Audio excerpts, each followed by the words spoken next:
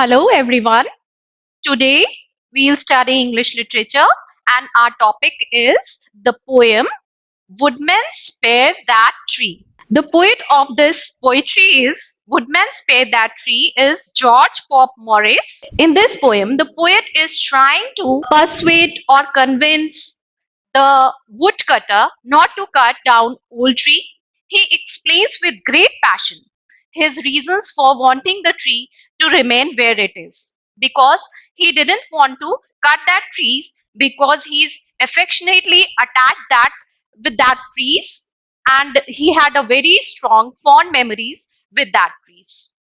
So now we'll have a poem, Woodman Spare That Tree. In the stanza 1, Woodman spare that tree. First we have to take a look on hard words. Spare means harm. Woodman spare that tree. The poet is trying to say that woodman, please do not harm that tree. Touch not a single bough. Bough means branch. Bough means branch. Now, poet is convincing the woodman not to harm that tree. You should not touch a single branch of the tree because in youth it sheltered me. The poet is saying that when he was young, the tree sheltered him a lot.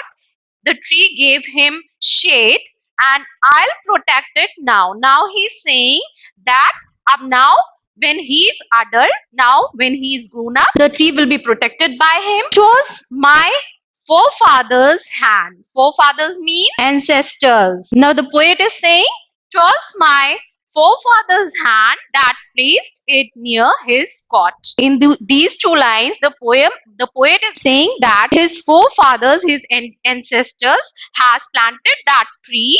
Their woodman let it stand, and he is requesting him that please don't cut the tree and let it stand.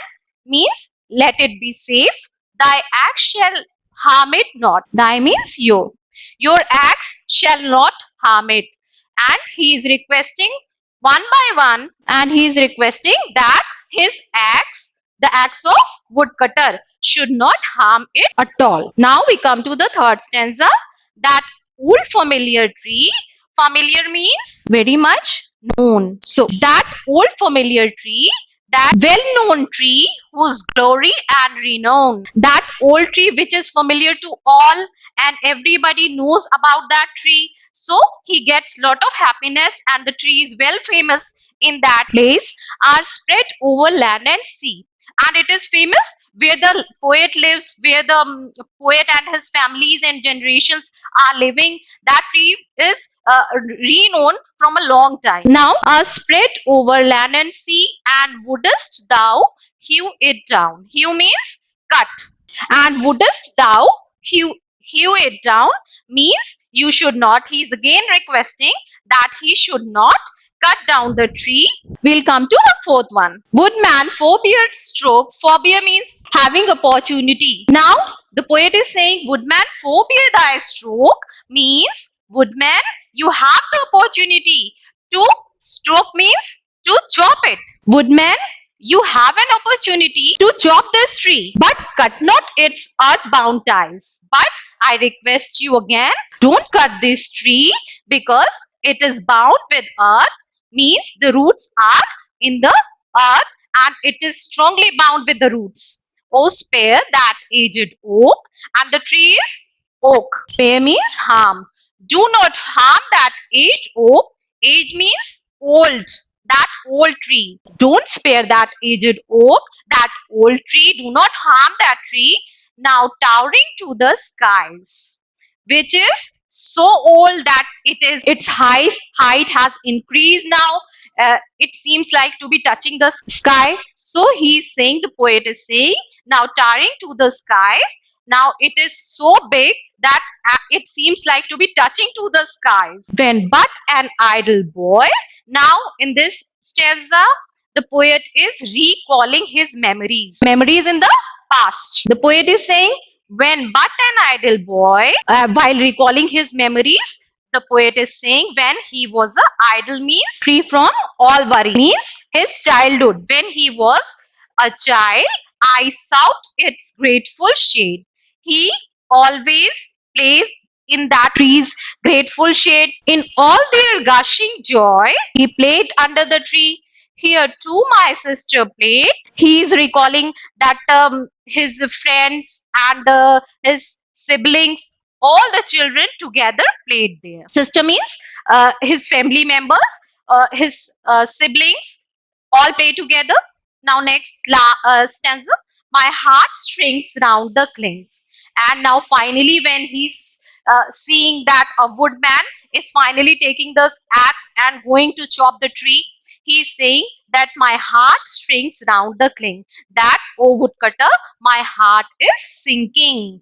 My heart is in sorrow. Close as thy old friend, here shall the wild bird sing. The poet is saying, you as you are close to the tree, this is my old friend, please leave him, leave him. Here shall the wild bird sing. Many of the wild birds which are making their nest on the branches of the tree, of that oak tree, let them live there peacefully, and still thy branches bend. And let the branches bend means the birds who are making nest there, and and many of their children, the generation of birds also, the little birds, let them sit there, let them have their home there, not to disturb them. And the last stanza, old tree, the storm still brave. Now he's in the last stanza, the poet is referring about that old tree, that old tree is very strong. Brave means the synonym of brave is strong. Old tree, the storm still brave means now he's saying, the poet is trying to say that woodman, please leave this tree, because many weather came, the lightning came, the air came, the wind came, but the old tree is so strong that he is bravely standing there. And woodmen leave the spot. And now finally the poet is requesting the woodman, the woodcutter, don't chop it, just leave it peacefully so that it can stand as it is. While I have a hand to save, thy axe shall hurt it not. And now he's saying, in the last two lines, the poet is referring that now I am an adult and I have a capacity to request you, please do not cut the tree. So thy axe shall hurt it not. I request that your axe should not cut this tree and let it stand as it is, because many fond memories are attached with the trees of the poet and he wanted to save it. Now we have a short look on the summary of the poem, Woodman Spare That Tree. This poem is addressed to a woodcutter who is cutting a tree. The poet addresses the woodman and asks him to spare an oak tree that has been planted by his forefathers, means ancestors. This tree was also a house of many wild birds. The poet requests the woodcutter not to cut down the tree because it has many fond memories attached with it. The woodman was trying to chop the tree that had served many generations in the poet's family. The woodman all set to fell his axe on the shady tree under which the poet had played with his siblings many times. At last, the poet finally requests him not to chop the tree, which is bravely standing with the strong roots of the tree in the earth. His axe should not hurt that tree. Thank you.